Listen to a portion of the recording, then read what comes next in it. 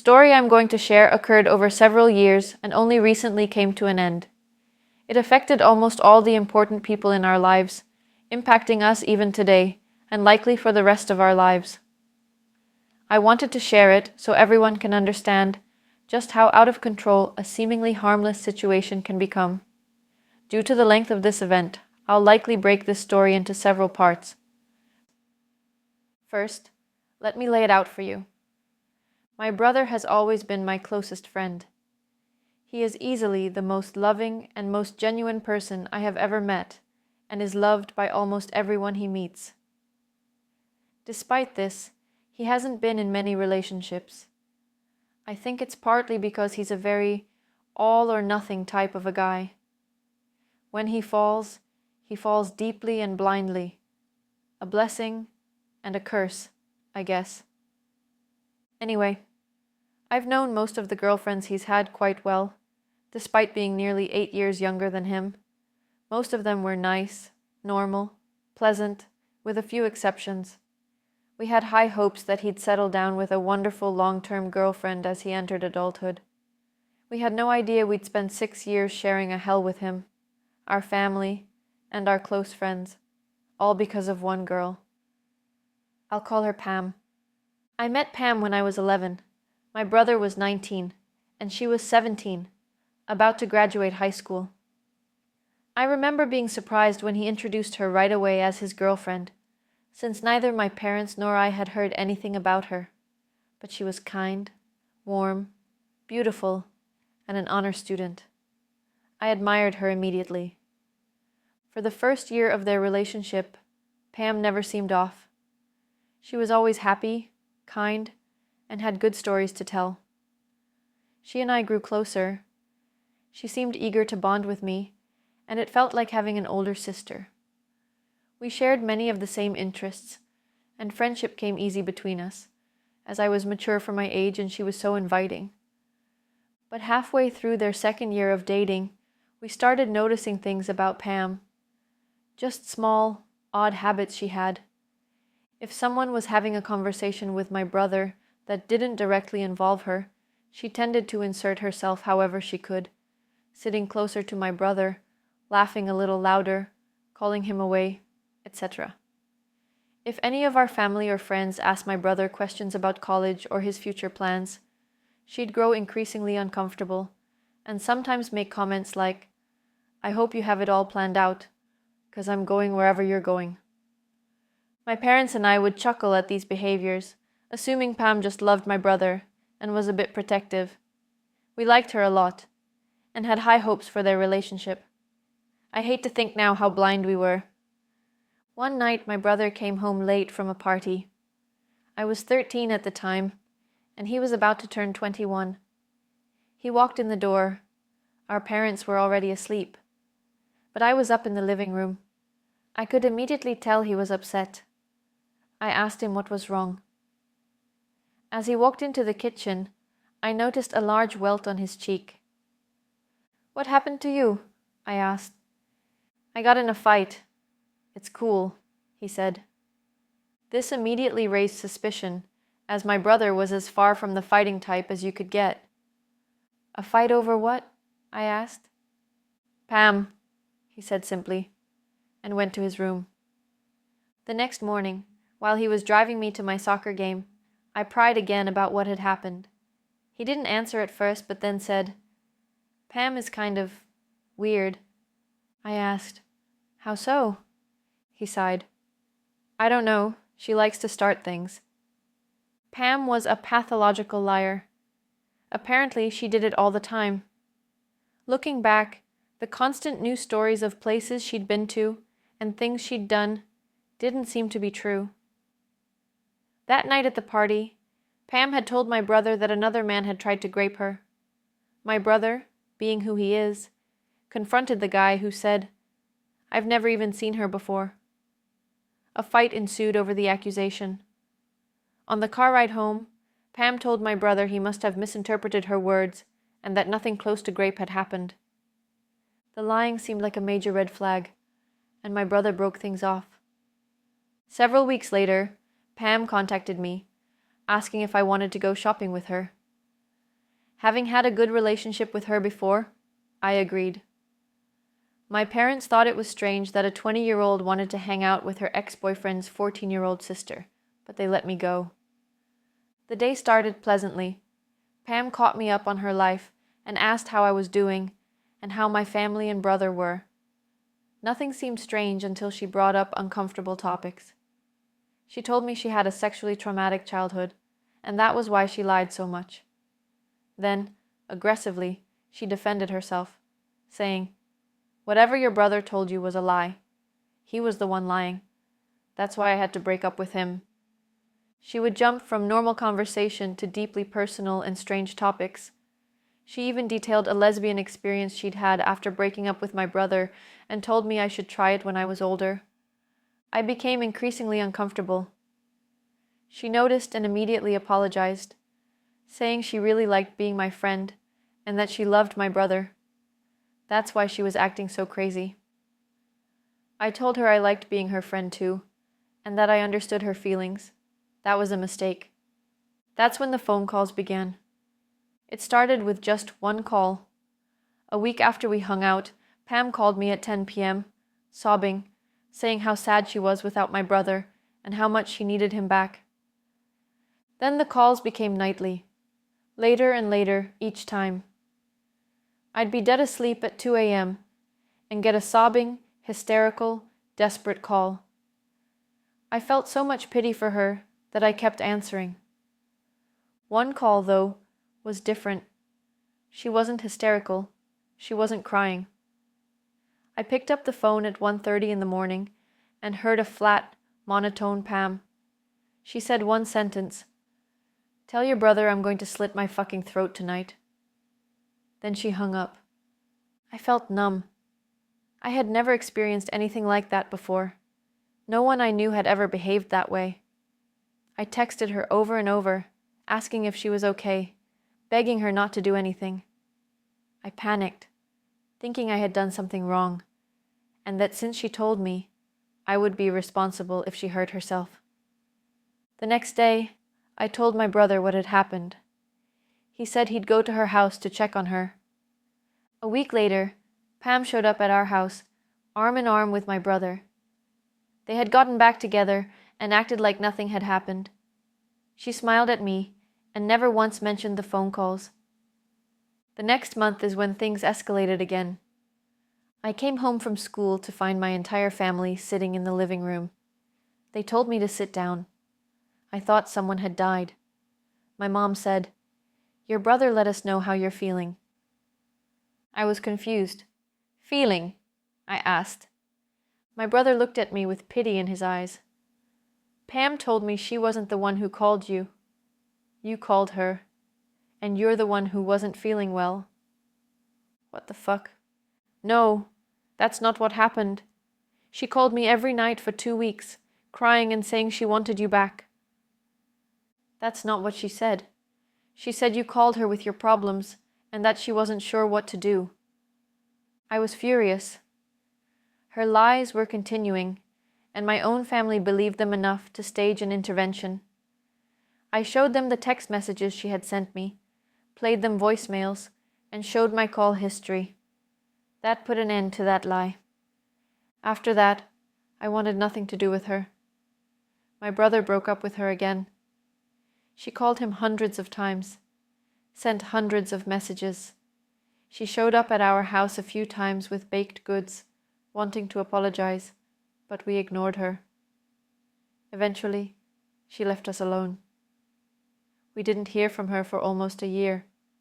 On my last day of class before winter break during my sophomore year, I walked out of school and was met with an incredibly unwelcoming surprise. This is where things got scary. Pam was pacing in front of the school, biting her fingernails and scratching her head. Her face looked sunken, and she had bags under her eyes.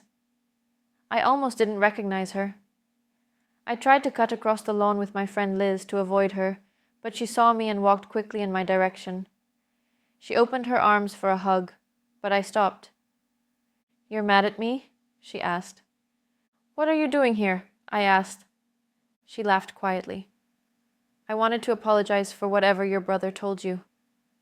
I'm sick, Elle. She used a nickname only my brother called me by. I know. Please don't talk to me anymore. I started walking away, knowing my brother was parked around the corner waiting for me. Pam reached out and grabbed my shoulder. I quickly pulled away. I'm serious. Leave us alone. I think you need some help, Pam. She immediately started crying, but I turned away and left. My brother pulled into the parking lot and opened the car door for me. Is that ducking, Pam? He asked, looking through the rearview mirror. Yeah. I don't know what she's on, but she's crazy. That night, around 1 a.m., there was a knock at our door. My dad went to it and looked through the peephole. He said, surprised. I think it's... What the duck? It's Pam. Don't open it. I think she's on drugs, my brother said. My mom wanted to call the police, but my brother and dad thought we should just wait until she left. A few moments later, she started banging harder on the door. We heard her wailing and yelling, I hear you! Ducking, let me in! She was crying hysterically. She has a baseball bat or something, my brother said after looking out his bedroom window. I peeked from the den window. She looked like something out of a horror movie, wearing a grubby dress, barefoot. Her hair was cut above her shoulders, half tied up in a messy bun. She had wiped makeup down her face like some ghoulish character. She looked even thinner than she did earlier, swinging a metal baseball bat around as she stumbled across our yard. I'm calling the police. She must be drunk, my mom said. No, it's fine. She's just putting on a show. She'll leave, my dad said. We didn't know people actually behaved like this. It was eerily entertaining at first, like watching a true crime show. But then she stopped. She stood still, staring vacantly at the upstairs windows, tilting her head side to side and licking her lips. What is she on? Heroin or something? My dad asked. Pam started shifting between laughing, yelling, and crying. My brother tried calling her mom, hoping to get her to leave. We all sat there, listening to her terrifying, animalistic noises. Then it went silent. We checked the windows. She was gone. We sat in stunned silence. My dad chuckled nervously. My mom shook her head, pitying the girl. But I was terrified. No one, except maybe my brother, had seen how quickly her mental state had unraveled, from being slightly overprotective, to telling small lies, to pathological lying, and now to full-blown manic outbursts. This was her worst yet, but we thought it was over, that she'd finally realized we weren't giving in to her desperation. We were wrong. Part 2. Hello again. This is part 2 of the ordeal I experienced at the hands of an emotionally unstable person. In part 1, I talked about the beginning of my family's relationship with my brother's girlfriend, Pam. I explained how small warning signs, like insecurity and recurring lies, escalated into manic, violent, and aggressive outbursts. Part 1 covered the first 4 years of our 6-year ordeal. I was between the ages of 11 and 15 during the events described. Part 2 begins at the start of my junior year of high school. After the winter incident at our house, Pam stopped coming around physically, but she was still present in our lives. Every member of my family received daily texts and phone calls from her. Some were apologetic and calm, while others were distraught or angry, full of curses and threats. I remember wanting to sleep with the lights on for months after the incident, terrified that Pam would climb our backyard fence, and I'd find her standing outside my window with the same crazed, vacant look she had that night. Eventually, we all decided to change our phone numbers and block her from our devices and social media accounts, but she still had our home phone number. Pam left some of the most frightening and haunting voicemails I'd ever heard. I remember standing in the kitchen as my brother played them back for us. One stood out. It showed just how unstable and dangerous she was. It was February 2015. My parents and I had just come back from an early morning indoor soccer game. My brother asked us to come into the kitchen. "You have to hear the new crazy message Pam left," he said. The first voicemail was about 30 seconds long, left at 12:30 a.m. the night before. Pam sounded mildly angry, demanding that we return a batch of cookies she had brought to a 4th of July party years ago, because she didn't want us to have them anymore. We all exchanged amused glances at how ridiculous that was. My mom started to leave the room, but my brother stopped her. "That's not the crazy part," he said. He played the next voicemail, which had come in around 3 a.m. It started with about 15 seconds of white noise, the kind you hear when someone records an empty room. Then, in a deep, animalistic voice, she screamed, "Stop ducking playing with me. You're gonna get it," and abruptly ended the call. We all froze. "I want to call the police. They need to know. That girl isn't all there, and who knows what she might do," my mom said. My dad hesitated. "Unless something physical happens, we don't really have anything to report. These are just phone calls." My brother insisted Pam was all talk and wouldn't actually come around again. At that point, I wasn't so sure. I was terrified. I'd never dealt with someone like her before. Someone who could be so unstable and unpredictable. I felt like I was trapped in a Lifetime movie, unable to escape. Eventually, we disconnected the landline and the calls stopped. But Pam still found ways to contact people. Some of my brother's friends, people who had known Pam, told him that she was reaching out, asking for his new phone number. Thankfully, no one gave it to her. And then, just before summer, Pam disappeared. No calls, no texts, no sightings, nothing. Months passed without a word, until my brother got an email from Pam's mother. She told him that they had moved Pam to the East Coast so she could undergo treatment for a drug problem. Pam's mom shared more information about her daughter's mental health. She admitted that she hadn't seen much of Pam during the time she was unraveling, during the night she showed up at our house and all the harassing phone calls. Pam's mother had been under the impression that my brother and Pam were still together. She didn't know about the breakup or the chaos that had followed.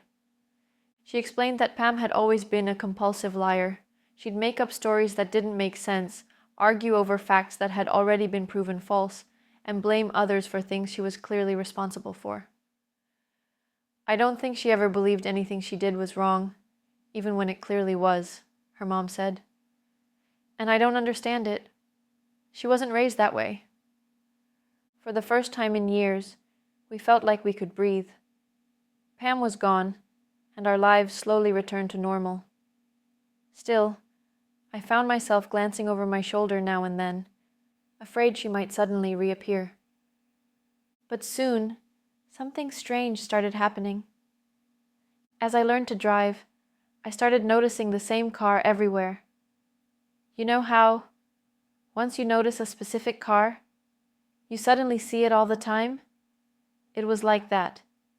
At first, I thought it was just a coincidence. Just one of those cars you always spot around town. But then, I saw it parked near my school, near my work, in my neighborhood. I pointed it out to my brother one day. "Hey, have you seen that car before?" "Oh, yeah," he replied casually. "I've seen it a few times." A pit formed in my stomach. I had a sinking feeling that it wasn't a coincidence. A few months later, during my school's theater production, I got my answer. It was closing night. I was in the theater lobby greeting people when I noticed my family looked tense. My brother looked especially upset. "What's wrong?" I asked. "Pam was here," my brother said quietly. I felt my face go pale. "Is she still here?" "I don't know." We left quickly, walking through the parking lot towards our car. I scanned the area nervously, and that's when I saw it. Her car. We picked up our pace, hoping to avoid her, but she saw us. She started following, her footsteps quick behind us. My brother stopped and told her firmly, "You need to stop." I got into the car with my mom, watching through the rearview mirror as my brother tried to talk to Pam. She was yelling at him, waving her arms. Eventually, he got into his own car, and Pam stormed off toward hers. My dad drove us home, but I was panicking. Every time a pair of headlights appeared behind us, I was convinced it was her, and I was right. At a stop sign, I saw her car again, right next to us. She was following us. "Dad, that's her. She's following us."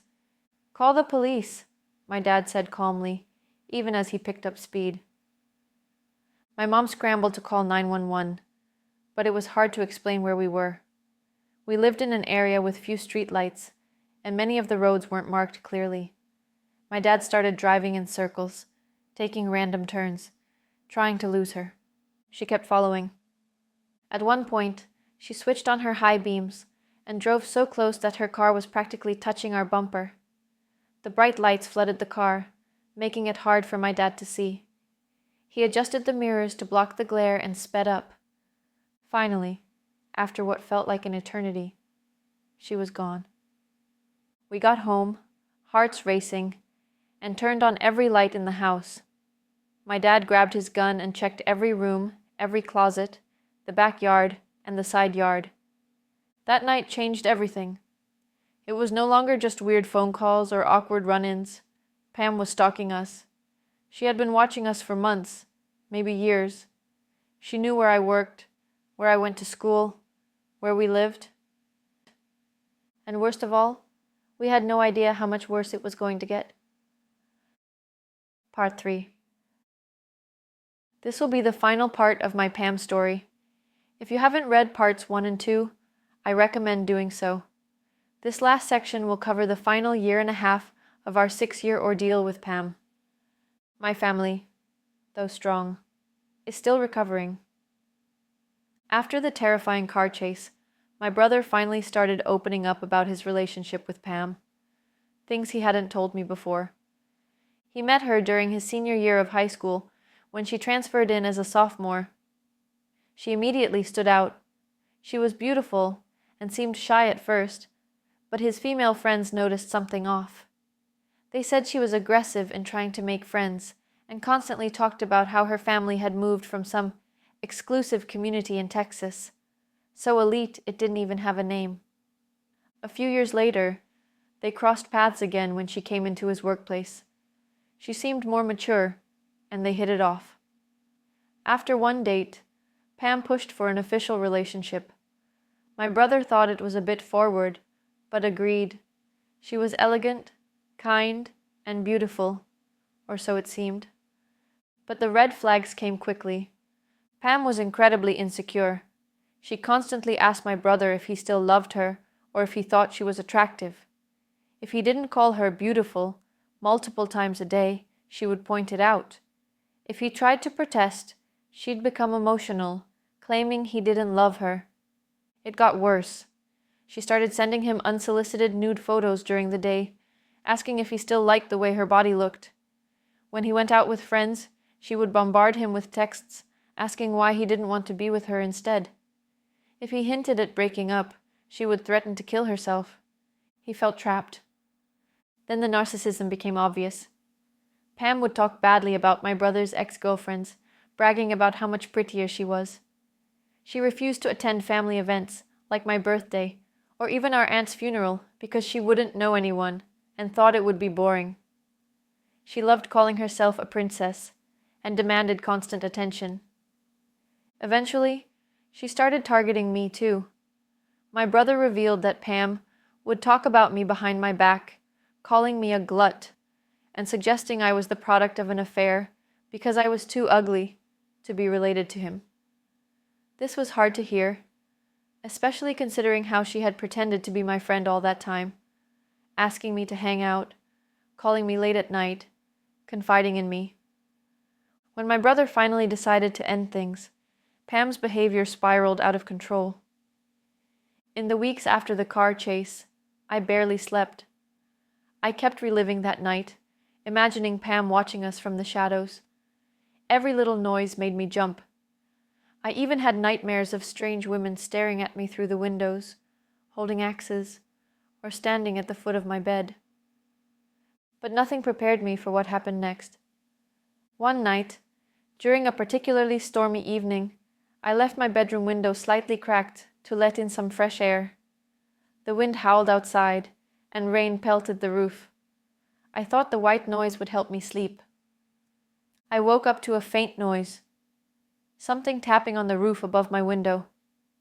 I brushed it off at first, thinking it was just branches in the wind. But then, a bright flash illuminated my entire room. I sat up, heart racing, trying to process what had just happened. Another flash followed, this time unmistakably from a camera. Someone was taking pictures of me through my window. I bolted out of bed, screaming, and ran down the hall, nearly crashing into my dad, who came rushing out of his room. I was hysterical, trying to explain what had happened. Someone was outside, taking pictures of me, I sobbed. My dad grabbed a flashlight and his gun and searched the roof and yard, but there was no one there. My mom tried to convince me it might have been lightning, but I knew the difference. I knew what I had seen. The fear was all-consuming. Every creak, every shadow, felt like Pam. Around this time, my brother and his fiancée Kara got a puppy, a Chesapeake Bay Retriever named Ike. He was adorable, with mismatched eyes and a distinct white mark on his chest. One weekend, Kara called me in a panic. Ike had gotten out of their yard. She searched the neighborhood, driving around, calling his name, but he was gone. Hours later, Ike mysteriously showed up on their front porch, no collar, but unharmed. It was strange, but they brushed it off, thinking he had somehow escaped and found his way home. But then, weeks later, Ike disappeared again. This time, he was staying at our house while my brother and Kara were out of town. My dad let him out in the yard for a few minutes, but when he called him back inside, Ike was gone. No barking, no broken fence, nothing. We searched everywhere but found no trace of him. My brother was devastated. We printed flyers, called shelters, and posted on social media, but Ike had vanished. Then, a few weeks later, my dad found something while mowing the front yard, Ike's old collar, the one he had lost the first time he went missing. But it wasn't anywhere near the yard where Ike had escaped. It had been placed in our front yard. It clicked for me immediately. Someone had taken Ike. Both times. And we all knew exactly who. A few weeks later, Kara and her mom were in a small town about 45 minutes away when they noticed a familiar-looking dog sitting alone in a parked car. It was Ike. Kara immediately called the police and my brother. She sat on the car's trunk, waiting, making sure the dog didn't go anywhere. When the car's owner returned, it wasn't Pam, but a young woman who said she had bought the dog a few days earlier off Craigslist. She told the police that the seller, who matched Pam's description, had been really weird and was desperate to get rid of the dog for a low price. The police traced the sale back to Pam's apartment complex. They interviewed her roommates, who revealed that they barely saw Pam. She rarely left her locked room and claimed to have a job, though they never saw her go to work. When they did talk to her, she would rant about her ex-boyfriend, my brother, and say things like, "His whole family deserves to die." This was enough for the police to finally search Pam's apartment. What they found was beyond horrifying. Her room was filled with hundreds of pictures, photos of my family, my brother, Kara, and me. There were pictures taken through our windows at night, photos of us sleeping, pictures of our cars, and even photoshopped images of Pam inserted into family events she hadn't attended. On her computer, they found her search history filled with violent content, fate fantasies, weapon research, and disturbing forums. She had kept Ike locked in her closet for weeks, barely feeding him. There was even a journal detailing her thoughts and plans, some pages filled with rage, others with twisted fantasies about my brother. The police finally had enough evidence to arrest her. Pam was charged with multiple counts, including stalking, harassment, and animal cruelty. We'll face her in court next month. It will be the first time we've seen her in person in over a year. I'm terrified. But I'm also relieved. Our lives were turned into a living nightmare because of one unstable, dangerous person. We lost our sense of safety, our peace of mind, and years of our lives to fear and paranoia. But we survived.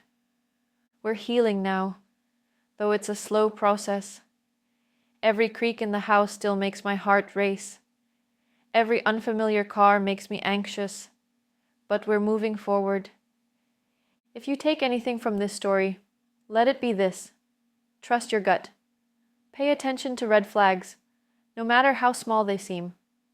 Don't let things escalate to the point where your life becomes a horror story like ours. Thank you for reading.